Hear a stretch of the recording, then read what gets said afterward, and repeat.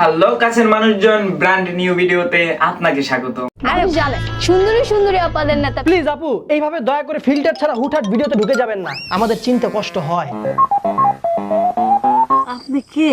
আপনার পরিচয়? আমি জানি আপনারা অনেকে এখনো তাকে চিনতে পারেন নাই। আরে উনিই সেই মেয়ে। ওই যে নেতা বিদায় সে। Hey, I've seen this one. এখনো চিনেন নাই ভাই? একদম সোজা করে দিচ্ছি, তোমাদের নেতা বিদায় সে। উনিই এনি। আমি বিশ্বাস করি না। আধার কার্ড মিলছে না, ভোটার কার্ড মিলছে না, প্যান কার্ড মিলছে না। দেখেন ভাই, উনি ধলা বিলাই না কালা বিলাই সেটা আমার জানার দরকার নাই। উনি ফর্সা নাকি কালা সেটা নিয়ে আমি কোনো কথা বলবো না, কারণ আল্লাহর সৃষ্টি আশরাফে মাকলুকাত, আমরা সবাই খুবই সুন্দর। বাট আমার সমস্যাটা হচ্ছে ধোঁকাবাজি নিয়ে। সবাই তোমাকে খেয়ে দিচ্ছে?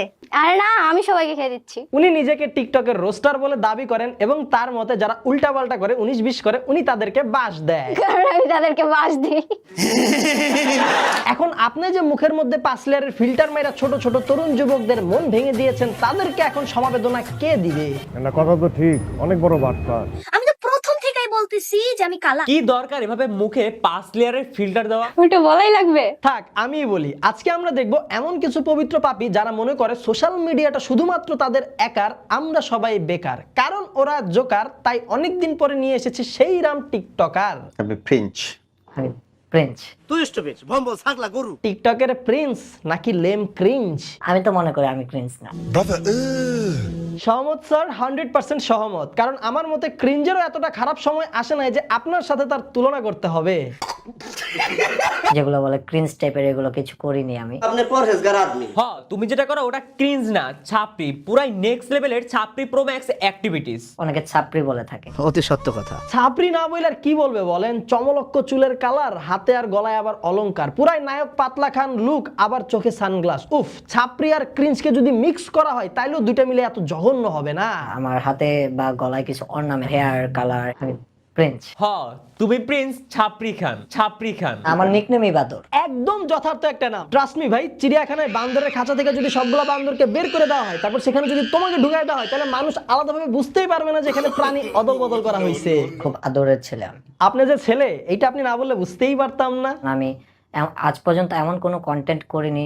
কন্টেন্ট ও মাই গড, স্যার দেখি কন্টেন্টও বানায়। তা বাবা, কি ধরনের কন্টেন্ট বানাও তুমি? কন্টেন্ট বানান পারো তো? আর আপনার কন্টেন্ট কারাই বা দেখে? ফলোয়ার 20 লাখ মানুষ আপনাকে ফলো করে। 20 লাখ মানুষ। এই কথা শোনার আগে আমি মঙ্গল গ্রহে চলে গেলাম না কেন? এত এত ফলোয়ার। এই 20 লক্ষ মানুষ কারা ভাই? এরা কি মানুষ নাকি হাতের বাচ্চা? এরা কি দেখে ফলো করে? মনে হয় চুলের চমলক্ষ কালার দেখা। Hair colour, hair cut. ওর চুলের কালারটা কিন্তু ইউনিক ভাই, পুরাই ছাপরি 2025 ভার্সন। এটা road blue colour. Road blue. Okay, মানে রাস্তার। না, আরে থামলেন কেন নীরব ভাই? আপনি তো সঠিক রাস্তাতেই আগাইতেছিলেন। চুলের কালারটা তো পুরাই রাস্তার। বুঝলে বুঝপাতা। ব্লু আর টিয়া কালার মিক্সিং, গ্রিন কালার। এত কষ্ট করার কি দরকার ভাগিনা? ডিরেক্ট গু কালারই করতাম, 16 কলা পূর্ণ হতো। ঠিক কিসের চুলকানি উঠলে এমন কাজ করতে পারে মানুষ? তখন আমার আবেগে কাজ করেছিল, বিবেক কাজ করেনি। আপনাদের যে বিবেকার বুদ্ধি কোনোটাই নাই, সেটা দেখলেই বোঝা যায়। বুকে হাত দিয়ে বলছি তাই, আপনারাই ভালো আছেন ভাই। আপনাদের কোনো ব্রেনও নাই, কোনো চিন্তাও নাই। ছাপরি স্টাইল ধরেন আর মুখ দিয়ে যা আসে তাই বলেন। অনেস্টলি বলতেছি, বুকে হাত দিয়ে, আমি এখন পর্যন্ত কাউকে তেমন ভাবে প্রপোজ করিনি। ভুলেও এই কাজ করিস না ভাই। তুই যদি এই অবস্থায় এই লুক নিয়ে প্রপোজ করতে যাস, তাহলে জুতার বাড়ি কিন্তু একটাও মাটিতে পড়বে না। প্রপোজাল পেয়েছি, সবই সিনিয়র আপুরা। আমরা আমাকে যা বুঝতেছি, সিনিয়র আপুরা হয়তো এইরকম স্টাইলই চায়। আমার আপনার বেল নাই, চলেন বাঁশবাগানে যাই আর ডিপ্রেশন খাই। অনেকগুলোই প্রপোজাল পেয়েছি। কতগুলা? হিসাব করি না, হিসাবের বাইরে। হিসাবের বাইরে? এত এত মেয়ে আপনাকে ভালোবাসে? আর এদিকে এখনো পর্যন্ত কোনো প্রপোজ না পাওয়া আমার বন্ধু মহিব। আজ সাপড়ি টিকটকার হতে পারি নাই বলে। আরেকটা সিক্রেট আছে। স্যার, আপনার সিক্রেটও আছে? তা বলেন, সিক্রেটটা একটু শুনি আর জীবনটা ধন্য করি। বলাটা ঠিক হবে কিনা জানি না। না বললেই চলে। আমি কন্যা রাশি। তাও আল্লাহ বাঁচাইছে যে সে বলে নাই আমি নিজেই কন্যা। আমি কন্যা রাশি। আসলে বিষয়টা হচ্ছে, আমাদের ভাইজানের মতে তার যে কন্যা রাশি, এই নিউজটা যদি লিক হয়, পাবলিক যদি কোনো মতে এই খবরটা জানতে পারে, তাহলে বাংলাদেশে যত মেয়ে আছে, মেয়ে সহ মেয়ের বাবা মা, এমনকি তার দাদা দাদি, সবাই একদম পাগল হয়ে যাবে ভাইজানের সাথে মেয়ের বিয়ে দেওয়ার জন্য। এখন তো আমি বলেই দিলাম, কারণ যারা এই ভিডিওগুলো দেখতেছে হয়তো অনেক মেয়ের বাবা মা হতে পারে। গাঞ্জাটা না খাইলে হয় না। পাগলা গারদের দৃষ্টি আকর্ষণ করছি, আপনাদের রোগীকে দয়া করে এইভাবে যেখানে সেখানে বাইরে বের করে রাখবেন না, দ্রুত তাকে হাসপাতালে ফিরিয়ে নিয়ে যাওয়ার ব্যবস্থা করুন। এত ক্রিঞ্জ মানুষ নিতে পারবে না। ছোটখাটো একটা কাব্য বলতে চাই। আপনি ভালো ডাক্তার দিয়ে নিজে চিকিৎসা করান। এতক্ষণ তো আমরা ওর্স্ট দেখলাম, চলেন এইবার আমরা বেস্ট ইন ওর্স্ট দেখি। কিসে পড়ছো? এই তো আমরা সেকেন্ড ইয়ারে পড়তেছি। অনার্স সেকেন্ড ইয়ার, তার মানে বয়স এখন অনেক কম। কোন সাবজেক্ট নিয়ে?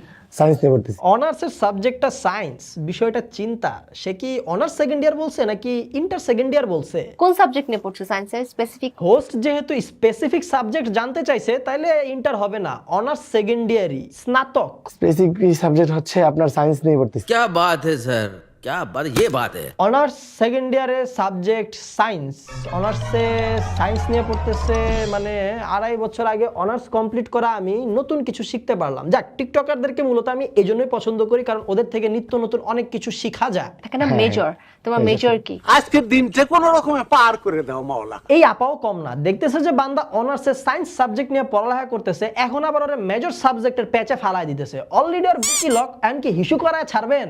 মেজর এটা হচ্ছে আমি পরীক্ষার সময় পরীক্ষা দিই তো। ওর মেজর সাবজেক্টের নাম হচ্ছে আমি পরীক্ষার সময় পরীক্ষা দেই। পরীক্ষার সময় পরীক্ষা দাও? আমি জাস্ট কলেজে যাই, এক্সাম দিই, দেন চলে আসি। বলছিলাম না, টিকটকারদের থেকে নিত্য নতুন অনেক কিছু শেখা যায়। বিষয়টা বোঝেন, সে অনার্স সেকেন্ড ইয়ারে পড়তেছে, বাট কোন সাবজেক্টে পড়তেছে সেটা সে জানে না, মিস্ট্রি। কিন্তু সে এক্সাম দেয়, এক্সাম হলে যে এক্সাম দিয়ে আবার চলে আসে, বাট কোন সাবজেক্ট সেটা জানে না। এখন প্রশ্ন হচ্ছে, সে যে এক্সাম দেয় কোন সাবজেক্টেরই বা এক্সাম দেয়, আর এক্সাম হলে যে এক্সামের খাতায় লেখেই বা কি? তার টিকটক কন্টেন্ট লিখে দিয়ে আসে, নাকি সেলুনের মধ্যে ল্যাপটপের কি প্রয়োজন সেটাই সব খাতায় লেখে? বিজনেস নিয়ে কন্টেন্ট নিয়ে বিজি থাকি। কন্টেন্ট তো নেটওয়ার্কের বাইরে, ধরলাম কিছু ব্যবসা ট্যাবসা আছে, এই জন্য লেখাপড়াটা আর হয় না। তো ভাই এটা ডিরেক্ট বল, এত তো লজ্জার কিছু নাই যে লেখাপড়া করি না। বর্তমান সময় লেখাপড়া করা গ্র্যাজুয়েট একটা পোলার থেকে টিকটকারদের ইনকাম বেশি, খালি মান সম্মানটা জুতার নিচে। টিকটকারদের আরেকটা বৈশিষ্ট্য আছে, সেটা হচ্ছে এরা চালচালায় মিথ্যা কথা বলতে পারে। 10টা সাবজেক্ট নামগুলো জানো? 10টার না, নাম জানি না। মানে সে অনার্সে পড়ে কিন্তু কোন সাবজেক্টে পড়ে সেটা সে জানে না। আবার সে এক্সাম দেয়, 10টা সাবজেক্টের এক্সাম দেয়, কিন্তু কোন 10টা সাবজেক্টের এক্সাম দেয় সেটাও সে জানে না। বাহ, क्या बात है। বললাম না, ওই যে স্টাডি নিয়ে ওইরকম ভাবে আসলে। কিন্তু ভাই স্টাডি নিয়ে তো তোমার ওইরকম ভাবে একটু চিন্তা ভাবনা করা উচিত। জীবনে তো টাকাটাই আর সব না, একটু তো ব্রেনও দরকার মাথায়। টাকা দিয়েই কি হবে যদি সম্মানটাই না থাকে? সময় থাকতে লেখাপড়াটা একটু ধরো। আফসোস, লেখাপড়া কিছুই শিখলো না। ক্রিঞ্জ তো অনেক দেখা হলো, চলেন এবার ইমোশনাল কিছু দেখি। ওয়াও ভাই, ওর ইফোর্টটা জাস্ট দেখছেন, মানে রাস্তায় এত বড় একটা অকওয়ার্ড সিচুয়েশন তৈরি করার পরও কি দিব্যি, কি ন্যাচারাল অ্যাক্টিং করে যেতেছে। আমি বুঝলাম না বাংলাদেশের জাতীয় চলচ্চিত্র পুরস্কারগুলো এদের পেছন দিয়ে দেওয়া হয় না কেন? না, ওর ওভার অ্যাক্টিংটা তেমন আর জমতেছে না। আরো দুঃখের কিছু দেখা দরকার, আরেকটু ইমোশনাল, যেটা কিডনি টাচ করে যাবে। 1 কোটি টাকার ডুপ্লেক্স বাড়ি, তার মধ্যে 1 লক্ষ টাকার ডাইনিং টেবিল। সেই ডাইনিং টেবিলে বসে বাবা মার মেয়ে ভাত খাচ্ছে, ঠিক আছে, মেয়ে ভাত চাইলো কিন্তু পাতিলে ভাত নাই। টুইস্ট, পাতিলে ভাত নাই, মা কি করবে? ও মায়ের থালা থেকে ভাত দিচ্ছে। ওই সিনটা দেখে জানি কেন না জানি আমি কেন্দ্রে দিয়েছিলাম। মানে বিষয়টা বোঝেন, বাসার মধ্যে একটা ডাবল ডোরের ফ্রিজ, 3টা ডিপ ফ্রিজ, মানে এত পরিমাণ খাবারের মজুদ যে 4টা ফ্রিজও জায়গা কুলায় না, সেই বাসার মধ্যে পাতিলে ভাত নাই। বড় লোকের বিরাট ইমোশন। চোখের পানিতে বুকটা বাইসা যায়। আহ কি অভিনয়! আপার এই অভিনয় অ্যাওয়ার্ড পাওয়ার দাবিদার। আরে কি যন্ত্রণা! আপারে অ্যাওয়ার্ড দিতে বলছিলাম, জহিরে অ্যাওয়ার্ড দিতেছে কেন? জহিরের অস্থির ভিডিও আমরাও একটু দেখতে চাই।